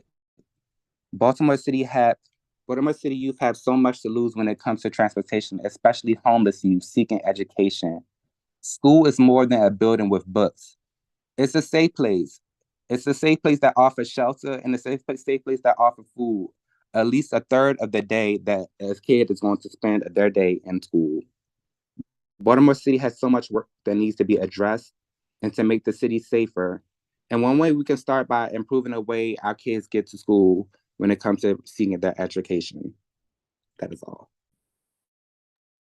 And that's the conclusion of our panel. We're ready for questions. Thank you all so much for your for sharing your experiences with us and your ideas. This is so important for us to hear. And it looks like Senator Carrozza has a question. Thank you, Madam Chair, and thank the panel. Just 2 quick points and 1 question.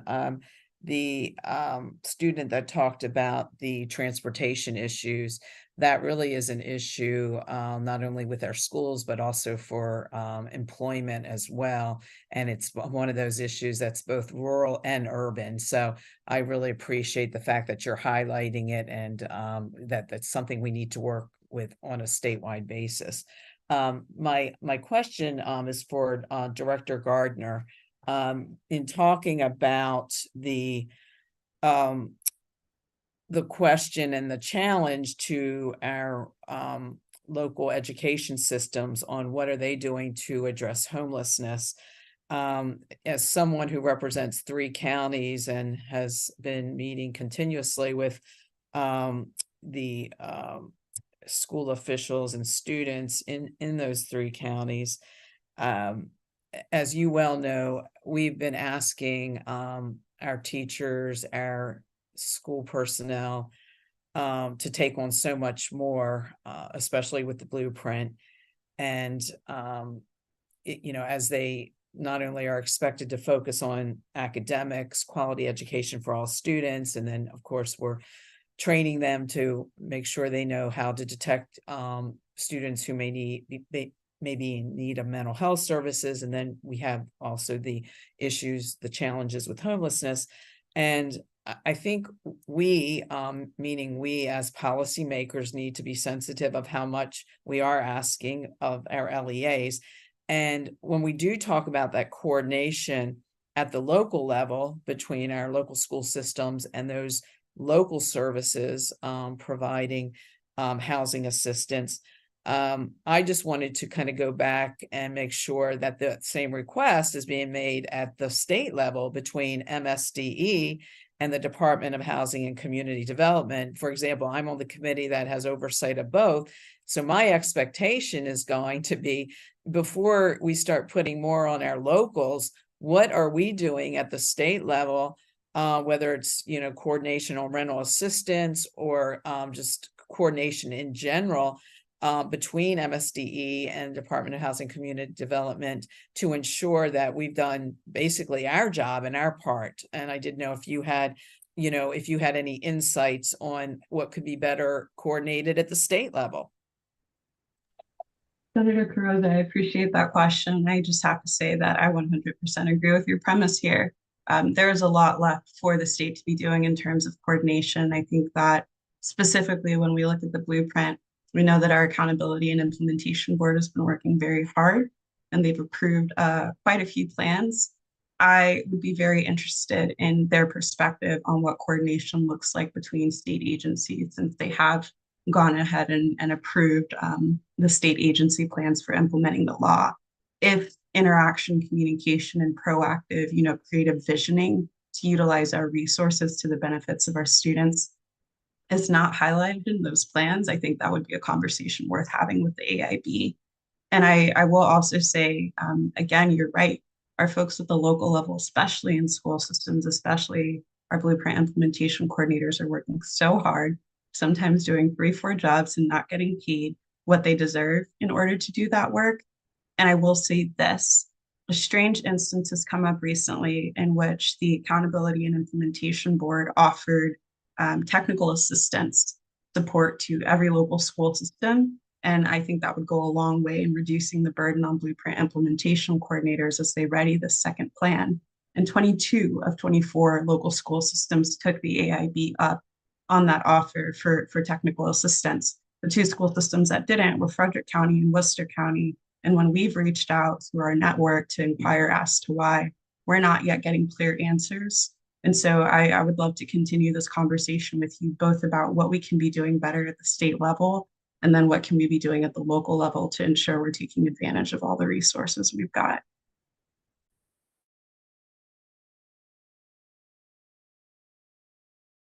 Senator, do you have any follow-up? No, I don't. Yes, Della. yeah, Oh, sorry, I thought you asked me. Yes, thank you. Director Gardner, Oh, Senator, you've turned your mic off. can you hear me? Yes. Okay. Okay. Director Gardner, I do appreciate that. And both with my interaction with the AIB, as well as with my local, with the school systems that I represent, I think I was also trying to highlight, some of the super sensitivity that comes with the pressures that are on the local school systems in implementation. So that I think that can be a conversation to be continued. I love it. Thank you. Thank you. Any other questions? I have a question while I'm waiting to see if anybody else has questions. But I really appreciate the youth that are on this panel coming to talk about your experiences. And would any of you have any brief thoughts or anything you could tell us about sort of your experience in school and how your education was impacted either by your housing conditions or facing eviction or something related to housing instability? And I didn't tell you I was going to ask you that ahead of time. So if you don't have any thoughts and then you come up with something. I do. Oh, okay. Celine, Miss Hi. Lewis. Yes. Yes. Just a little quick background. I attended Robert W. Coleman for elementary school. I also attended Sisters Academy for middle and Crystal Ray for high school. I'm also my mother's caregiver. So with her being disabled now, one of her checks are also linked to me attending school. So it's like added pressure to me keeping my grades up to keep my scholarship, as well as staying in school so that we have money to pay the rent. So for me, that is housing instability because I never know when something's going to change. And to connect it to COVID and how the effects, I can vouch for that personally. COVID has definitely affected my ability to perform in school.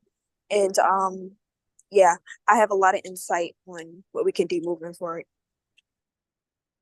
Great. And if you want to contact me, I'm sure Ms. Gardner can get you in contact with me. I'd love to hear whatever you want to share with us. Any other? Thank you. Yeah, thank you. Anyone else? Any of the rest of our students? Levi? Mr. Johnson. Yeah. I just want to add a huge barrier, like for me when I was in school. The fact that when I came out of high school, I didn't necessarily have any skills, whereas though I could really like apply in the workforce world and really be able to create a sustainable income for myself so that I can survive. I feel like that would play a huge part in the development of youth beyond high school, because not all youth go to college, but all youth should know how to budget their money. They should know how to fill out their tax forms. They should, at least have something tangible whereas though it can help them, because Baltimore City literally feels like survival of the fittest. And if you don't have the skill sets to survive, then a lot of youth, they kind of resort to whatever. Well, thank you, Mr. Johnson. I think Ms. Petty has something. I didn't mean to cut you off, Mr. Johnson. Do you have anything else? No, that was all. Thank you. Thank you. Ms. Petty? Hi. Going to high school, I went to Crystal Ray as well, and I was awarded a lot of scholarships my senior year to a lot of colleges, St. John's University in New York being one.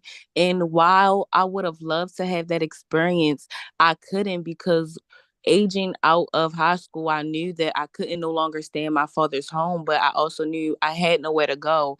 I didn't have any resources. I didn't know where to look. So I was forced to just work and put school on the back burner.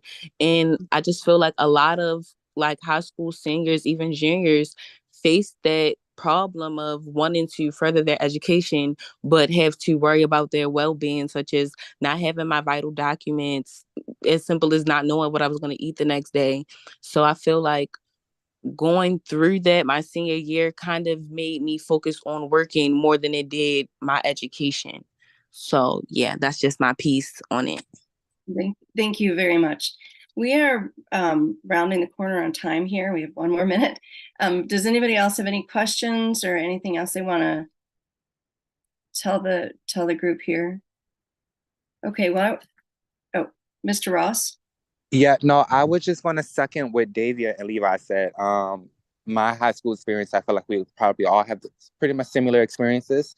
While being a homeless youth in high school, I had to prioritize my financial needs over my education. So I was couch surfing my freshman and sophomore year, to the point when I did move with my dad. I pretty much just like, and my dad is disabled as well, Celine. My dad is blind. So I literally stopped school to have to take care of my dad. And even still, it was just such a power struggle because I wanted to continue to get my education. But my reality was my home life situation was way more drastic than I can handle on my own. And I didn't have the resources or the help to assist me with continuing my education, unfortunately. Thank you. And then, Mr. Blackstone, are you with this group? Yes. How you doing? My name is Edward Blackstone. I'm the Youth Collaboration Coordinator, and I work for a Homeless Persons Representation Project. The thing that I actually wanted to add is that right now I'm a part of the Baltimore City Youth Action Board isn't just a random board. They're actually a part of the Continuum of Care of Baltimore City. And this is it's not an organization, but the Continuum of Care receives upwards of $25 to $30 million a year to address homelessness. And one of the things that I've noticed is that youth homelessness, especially youth that are under the age of 18 or unaccompanied minors, is usually not really within their focal point. And I do know that there's multiple COCs within the state of Maryland. And right now, one of the things that the Baltimore City Youth Action Board is pushing is they're communicating with the Homeless Liaison's Office of Baltimore City Public Schools. And they're actually inciting them to actually want to go on a school tour, make students aware of what youth homelessness is, and also have created their own youth resource guide specifically for youth ages 18 through 24, but also helping. They have youth strategy meetings to create a shelter for unaccompanied minors here in Baltimore City. And one of the things that I'm thinking is maybe if there was communication with the Continuum of Cares all around Maryland and having them address the needs of youth that are unaccompanied minors that are going through homelessness and actually being able to funnel their resources or maybe some of their funding into actually contributing to the youth getting, access to their own shelter, access to different resources within schools. I think that is a very good avenue because there are already these organizations out here that are doing the work, but the youth don't know that they exist. And one of the main things so I was also an educator for 7 years. I taught elementary, middle, high school children with special needs.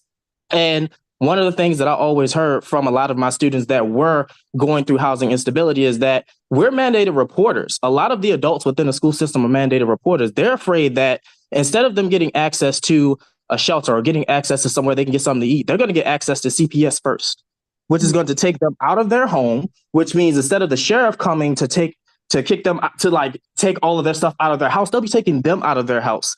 And then one thing that I definitely know is that there are people who get money to put children into group homes. So there's a lot of systems at work that actually benefit off the fact that the youth aren't getting what they need. And one of the avenues that I think that we need to start focusing on more is the avenues that already exist and working with youth like the Baltimore City Youth Action Board to bring these resources to the youth that need it. Thank you, Mr. Blackstone. And I would love to talk to you offline about that as well. So if you could get in contact with whoever got in contact with you to get here, if you could get in contact with them and they can get you in contact with me. Well, I just want to, and I'd just like to thank everybody for their patience here. We're running a few minutes over, and thank you. Thank you for being here. Our December meeting will focus on challenges to finding housing, multi-generational families, and challenges to finding housing for multi-generational families caring for family with Alzheimer's. Two generation pilot program, and unified application for benefits. So I thank you for being here. And Senator James, do you want to say a couple of final words here? Yes, I do. I'm not going to deliver. I just want to, I hope everybody from the Strong Schools panel, I'm so amazed and impressed with your testimony. Thank you for doing this. It really makes a difference what you're doing. So I'm really, really impressed, and I hope I get to meet some of you someday. So thank you. Hey, and I agree. I agree. Anyone else? Otherwise, with that, we are adjourned.